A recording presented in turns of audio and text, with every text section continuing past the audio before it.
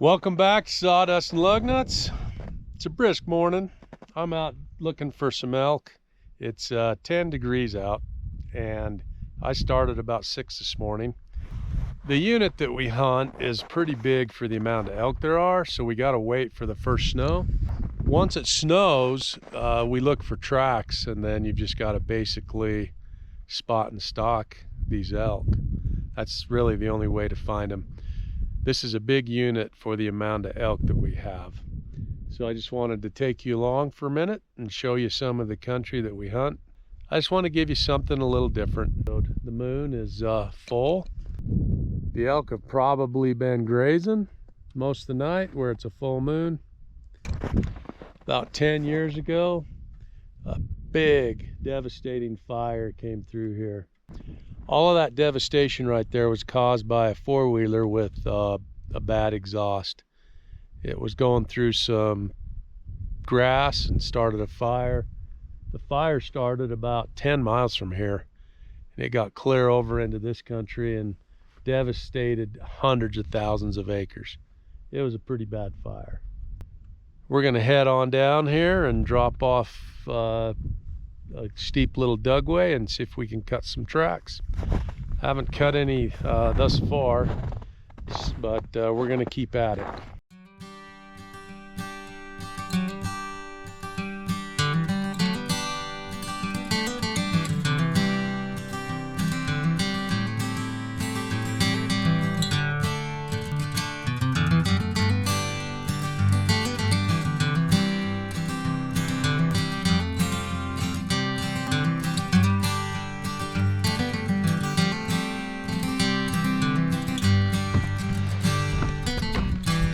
All right, this is promising. Check this out. Got some elk tracks right here. Went right up over that ridge. I've already hunted off in the bottom of this morning. I never cut a track, so the elk is between here and where I was at this morning. Yep, that's really good news. Cut a fresh track in the snow. Let's go see if we can find him. It's actually a lot of country for one elk. I think he dove off in that hole right there,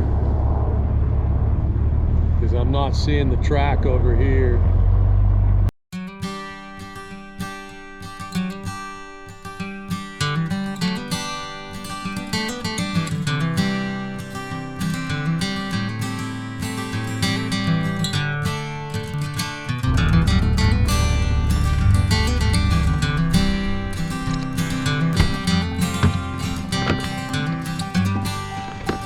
Chances are, if it's a one track, it's probably a bull, and the permit that I have is for a cow. So I'm still going to stop and look off this hole right here. Someone else had the same idea, because there's some people tracks looking off this ridge right here. This is some big open country. A lot of country for just a few elk. I was off in the bottom of there this morning and never cut a track. So the track that I just saw, that elk is in here somewhere, but who knows where.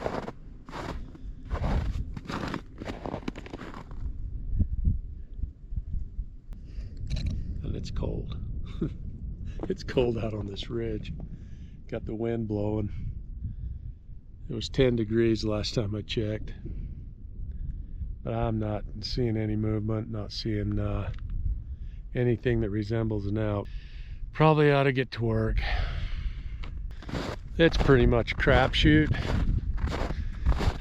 You got to find them in a big herd and get fresh tracks and fresh snow. But the good thing is we have till the end of January. I've got two different cow tags. One ends the end of December and the other ends the end of January. So we've got time to find them and get them in the locker.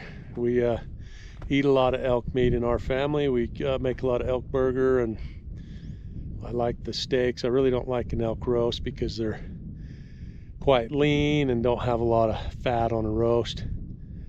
Just never really liked an elk roast, but I sure like the steaks, and the jerky is good, and we make a lot of elk burger. I'm gonna head on down the road, see if I can cut any more tracks, see what we can find. Looks like the elk tracks are going right down the road now. I'd like to know where the heck he was going. Or did he jump off into that hole? Oh, there they are, right in the middle of the road.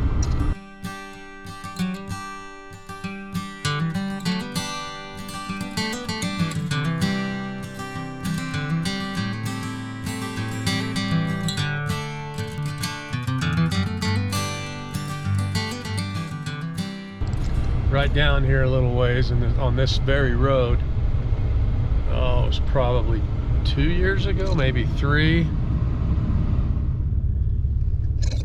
It was below 0 and we got into a herd, and Hunter took off chasing him and burned his lungs really bad. So you got to be careful in this weather, as cold as it is, especially sitting under a heater. Your lungs are used to, you know, 75, 80 degree air, and then you jump out and it's below 0 or even around 0. You can do some damage to your lungs. Maybe I'll see a mountain lion. Utah's changed the regulations. It used to be that you had to draw or a permit or buy a permit to kill a mountain lion. And this year in 2023, they have changed that to where if you see one, you can kill it, and then you have a certain amount of time, I think it's 48 hours, to go get it permitted.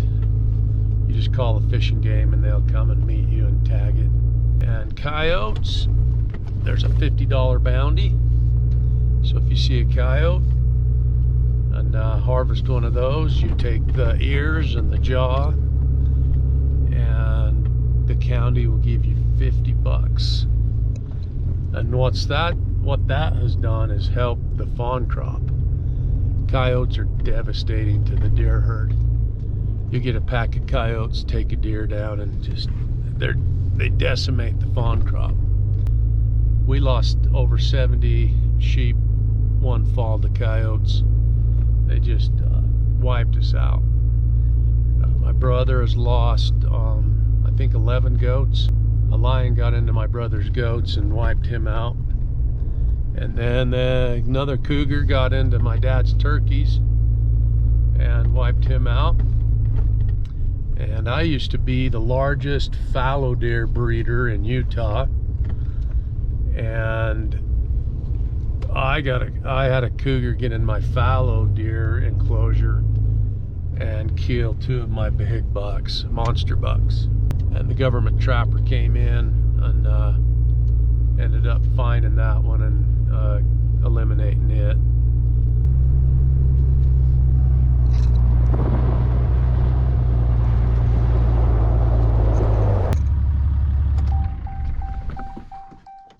Oh, now this is promising. Right here, whole herd of elk across the road. They're on top of the truck tracks. That is good news. See this?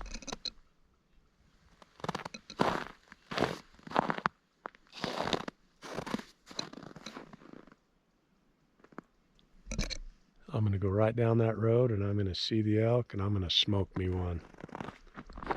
That is crazy. There's a whole herd. Just came right through here. When I went up 89, I didn't see any fresh tracks, so the elk are between me and 89, which is just a couple of miles down this road. All right, I got into the elk. They're right here, headed up over that, but I got clear up that road right there and could not find a place to turn around. So I'm having to back out of here. And it's not fun because I got a big old drop off on the other side. But I think we're gonna get into the elk. I just called Hunter. Hopefully he can come up and see if he can help me engage. these critters. I do not like this at all. To pull my mirror on that one. Then I can't see where the heck I'm going. Ooh! That's pretty dang close right there. Let's kick that mirror back out. That is not a fun road to back down. I've been backing for probably half a mile. Okay, I got turned around, headed off the hill. These elk are running parallel with the highway, but they're up off the road about 100 yards. They're smart. They're probably trying to figure out a way to get across to the other unit, but hopefully I can intersect them. This road here is a little two-tracker. It's not the best road for a full-size pickup. Oh yeah, this might be fun. Look at that. Go straight off. Holy cow. I guess I do. I'm committed now. Son of a gun, that's steep. Oh yeah.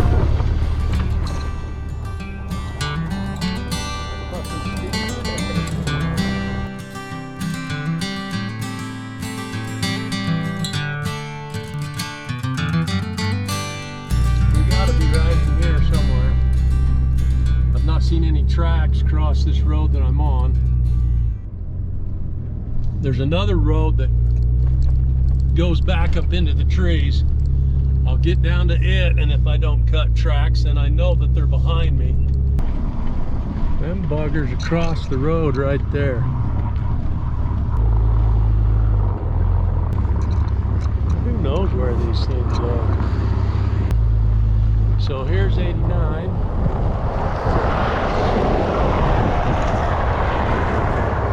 So those elk are right down along here somewhere. I'm gonna look for tracks crossing 89, and if they don't, I know they're right back up in here. I'm not sure how far this road even goes up in there. Let's go give it a whirl.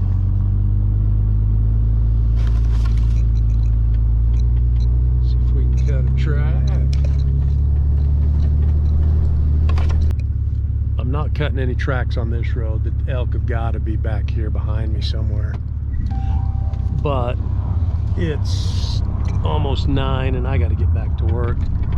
On my way back from elk hunting, I got a call from Steph here at Cliffside, and she is in need of a little doghouse type thing. Okay, so it's getting pretty cold and the little shower house is freezing up, and we got to get a little doghouse built right here, an insulated doghouse with a lid. And I was going to put a piece of heat tape in there, and then that with insulation, that would keep the water from freezing. So the water inlet comes right under this blanket into the shower house and comes right out of there. So basically, I'm gonna build that. It'll go right there. This will come out 12 inches. It'll have a lid that hinges. It'll be all insulated really good. And I can build it, and I will just scribe it, and it will fit right in to place, and then we'll attach it to the shower house. Cliffside Resort in Orderville, Utah. Check them out. Now that I'm freezing again, it's time to get to the shop, see what Cade and Tony are doing, and get some work done.